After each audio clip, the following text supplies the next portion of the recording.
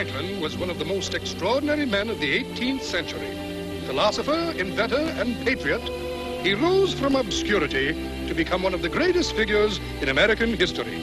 In our struggle for freedom, much credit must be given to this illustrious Mouse. For it was Amos who was really responsible for the great deeds attributed to Benjamin Franklin. And here's the proof in his own words. The biographies contained in this book were based on diaries, manuscripts, and family records handed down through some 70 generations of mice, and to the best of my knowledge are completely authentic. Amos Mouse, historian, inventor, printer, and bookbinder. Now, see, the earliest record of my family dates back to 1568. Oh, that was the year Christopher Mouse and his little family of 24 moved to London from Devonshire to settle in the cellar of a bakery on Fleet Street.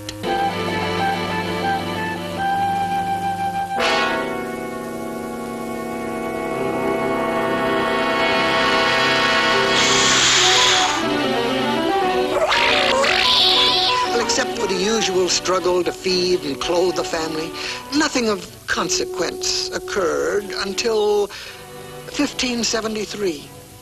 Then, one foggy day in November, Amos, the adventurous older son, caused considerable excitement when he sailed across the swift and treacherous Thames River in a teacup. Oh, a navigational feat which to this day has never been equaled by a mouse. Oh, Aloysius. Aloysius was a mouse painter. Well, one of the truly talented members of our family who studied under the great Hans Holbein under the floor of the famous old master's studio, where he could observe that great craftsman's every brush stroke. Well, in time, Aloysius acquired such skill with the brush that, well, he actually surpassed his master. Well, while he never became famous, it is plain to see that the very fine detail in Holbein's canvases could only have been done by a mouse. Oh, one of the most courageous and significant of my ancestors was my great-great-great-grandfather, Jason Mouse, who was the first real champion for the rights of mice. And when the rights of mice were in greatest jeopardy, too. During the early 17th century, the cat population of London had reached alarming proportions. And the city was actually threatened by a mouse shortage. So, in 1620, Jason prepared a petition demanding all cats be caged. Well, this was ignored. So Jason smuggled his little family into a mail sack bound for the seaport of Southampton.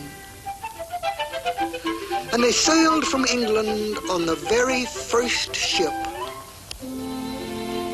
Jason soon learned that all the passengers, men and mice, were all in the same boat. They were all fleeing from the persecution and tyranny of the old country. The name of their good ship was the Mayflower, which was bound for a new land called America. Finally, after a voyage of 9 weeks, they landed at a place called Plymouth Rock, and a new life in a new land was begun. At last, they were free. Free? Oh, well. Oh, and now, you see, this is my own life story, which I call Ben and Me, a title which I'm sure will explain itself. I was born and raised in Philadelphia, in the old church on 2nd Street. Our home was in the vestry, behind the paneling. There were 26 children in the family, and with that many mouths to feed, we were naturally quite poor. In fact, as poor as church mice. And since I was the oldest, I determined to set out into the world and make my own way. If I was successful, I could help the others. But In any case, there'd be one less mouse to feed. It was the winter of 1745, and these were desperate times. Jobs were scarce, especially for a mouse, for we were a downtrodden race.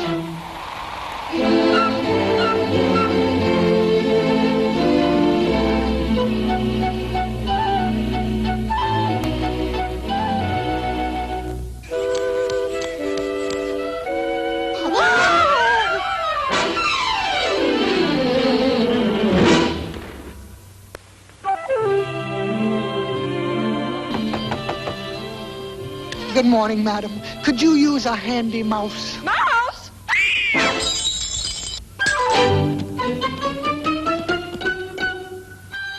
By nightfall, I was becoming desperate. If I didn't find shelter soon, I'd be done for.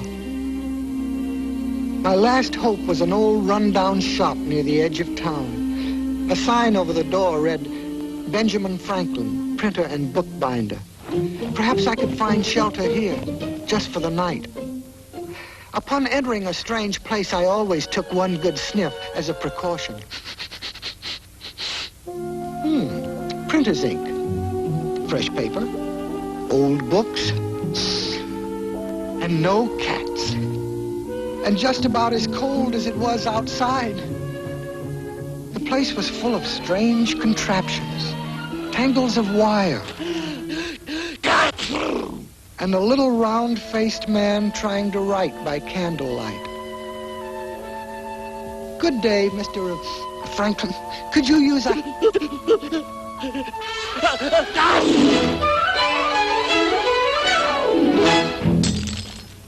Oh, dear, don't tell me. My last pair. Oh, what'll I do? Now I'll never get my paper out. I'm tired of his excuses. Suffering uploads, here they come again. Open up, Franklin. We know you're in there. Pay the rent or get out. We want our money. You've got just 24 hours, then I'm taking your credit. We're taking everything. This is your last chance, Franklin. Remember, 24 hours. You can come out now, Mr. Franklin. They've gone. 24 hours. Oh, what's the use? Oh, but you can't give up. Nothing ventured, nothing gained, Mr. Franklin. My name's Ben, plain Ben. And just what would you do, whatever your name is? My name's Amos, one of the church mice from over on 2nd Street. And the first thing I'd do is figure a way to heat this place. All your heat's going up the chimney. And what would you propose? Put the fire in the middle of the room. Oh, nonsense. You want to burn the place down? Make something out of iron to put it in. Say, that might be an idea.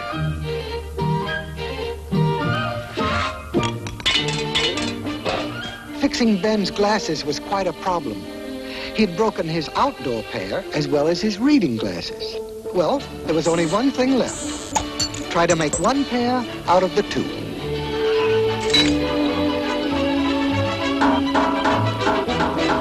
Let me see now. Now I put... perhaps if I...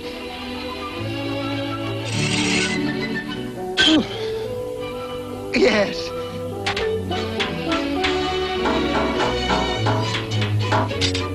There we are.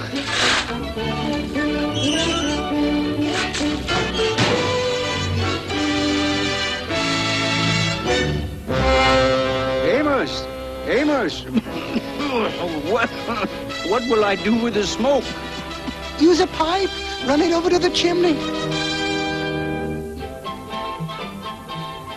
I must admit the stove wasn't much to look at, but at least... It works, Amos. It works. Naturally. Say, I wonder if we couldn't make these things and sell them. Call it the Franklin stove. Why, maybe someday. Yeah, maybe someday. But right now, Ben, would you mind trying these? We have work to do. Well. Will they do? Will they? Why, Amos, this is a great idea. Two-way glasses. By George, bifocals. Say, Ben, this your paper? That's it, Amos. Poor Richard's Almanac. Sunrise 6:22, sunset 7:43, high tide 4:20. A cat in gloves catches no mice. Poor Richard's almanac. Poor indeed. But Amos, consider all the information. Information. Ben, when the sun's up, it's up. Why read about it? Oh, well, what would you suggest? First, I'd give it a new name. Something snappy, like the Gazette. The Pennsylvania Gazette. Well, sounds all right. And then tell them what's going on. Give them some news. Real news. Wake them up. Yeah, but where will I get news at this hour? I'll get it for you. Hold everything, Ben, till I get back.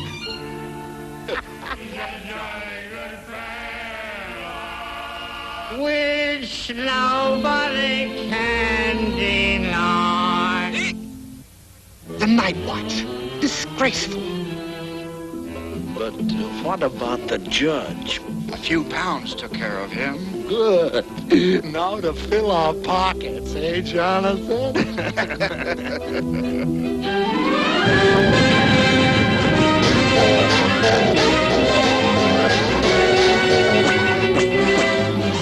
And due to our inadequate fire department, the building was a total loss. Damage estimated at 490 pounds, 12 shillings, 6 pence. Got that, Ben? Right, Amos? Then let's go to press. Lowercase t, Lowercase t, uppercase s, uppercase A, uppercase a, uppercase A, lowercase t, lowercase t, uppercase s, uppercase A, space, space, space, space, semicolon, semicolon, another space, another uppercase r, space, lowercase o, uppercase t, lowercase t, space, space, upper e, upper E, lower r. lower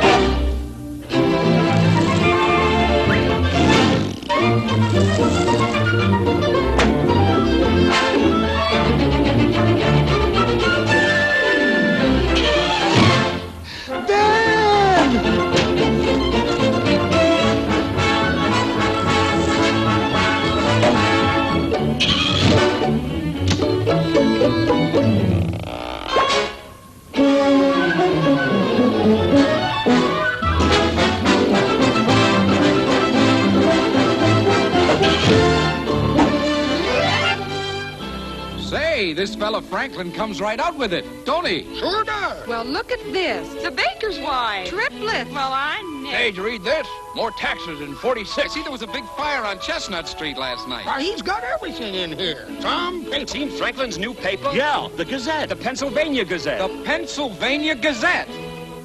By evening, everyone in Philadelphia was reading the Gazette. Well, Amos, we're a success.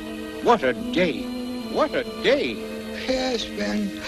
Oh, what a day. Now I can pay my bills and you can have cheese. Cheese. Good night, Ben. Good night, Amos. Whenever Ben appeared in public, he kept me under his hat. There was a small door in the front so I could step out on the brim. Thus, I was able to observe and offer advice without being seen by others.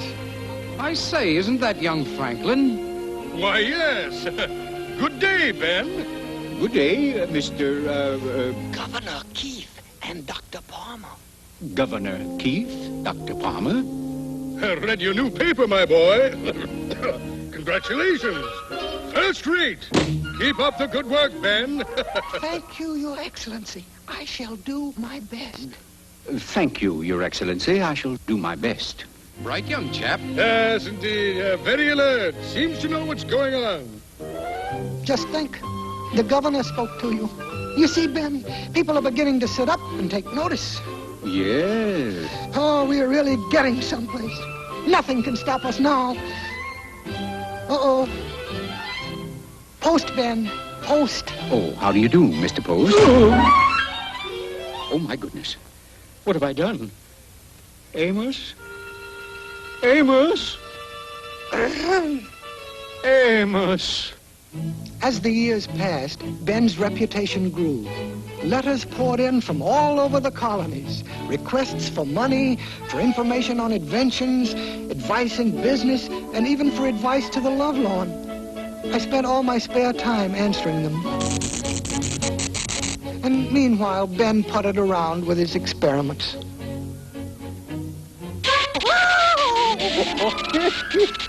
Oh, Amos, you should have seen yourself. That was the funniest.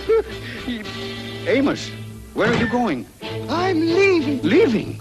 Oh, Amos, now can't you take a little joke? Joke?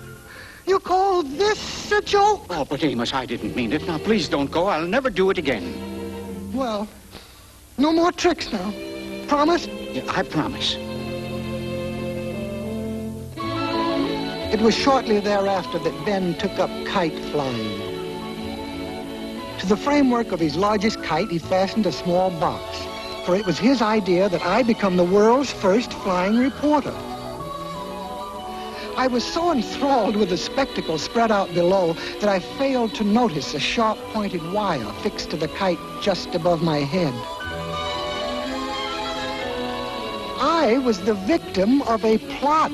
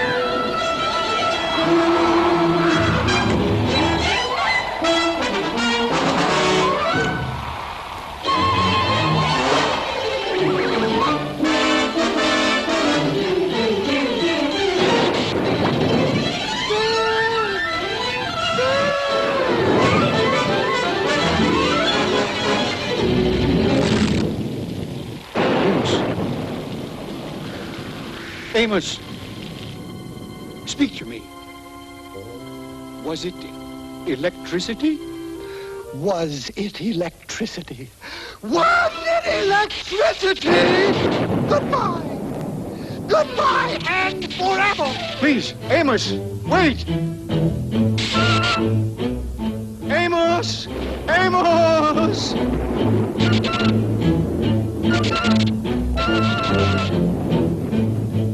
And so I left Ben and returned to my family in the old church, in the vestry, behind the paneling. The years that followed were troubled ones.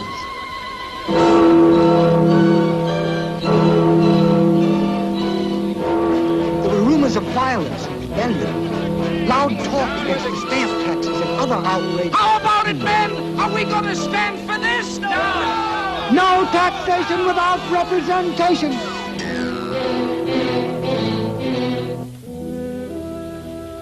It was during this crisis that Ben was chosen to go to England to lay our case before the king. And now all the colonies anxiously awaited his return.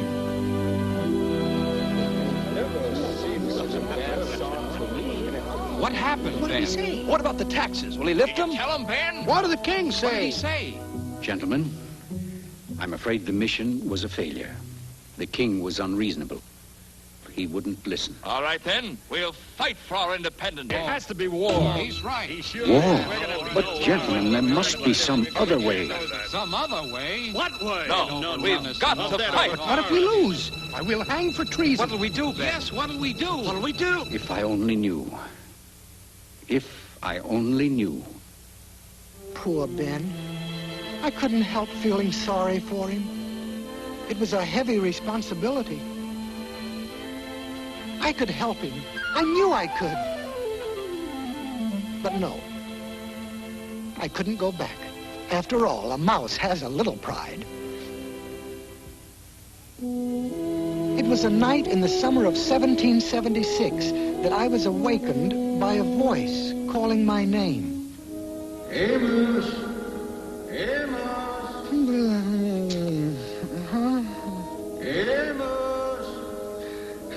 Who could it be at this hour? Amos!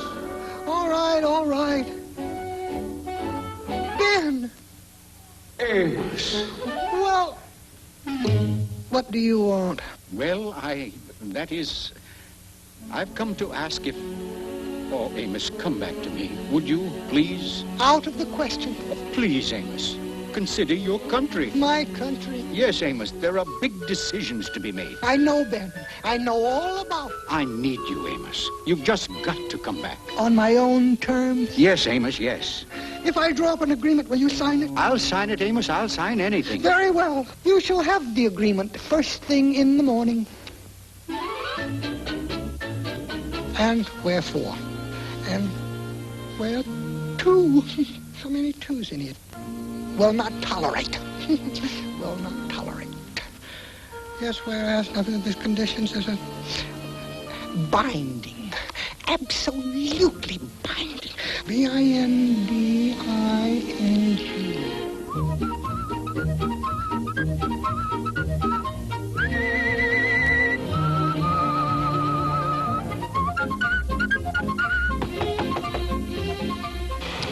Good day, Ben. Come in, Amos. Come in. Here, let me take your hat and coat. Nice weather we're having. Now, could I pour you some tea and we'll get on to my problems? If you don't mind, Ben, will you sign this first? Yes, of course, of course. Mind if I read it? If you wish. Ben, are you there? It's Tom Jefferson. Ben! Come in, Red. Come in.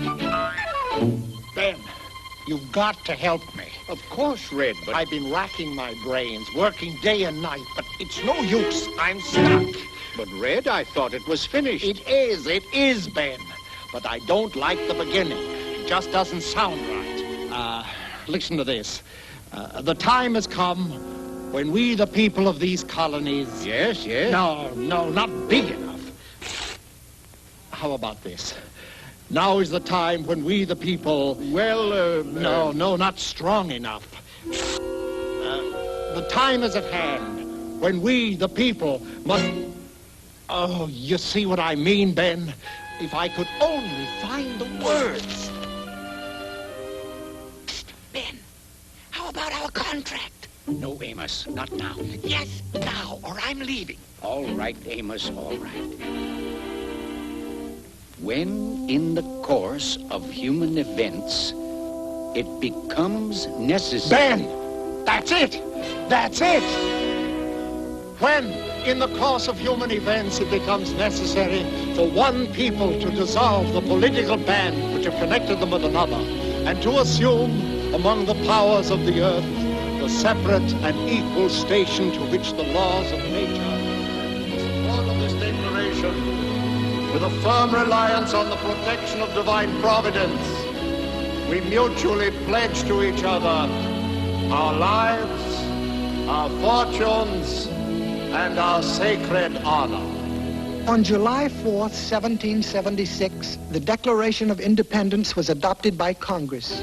I was very proud to have had a small part in the creation of this great document.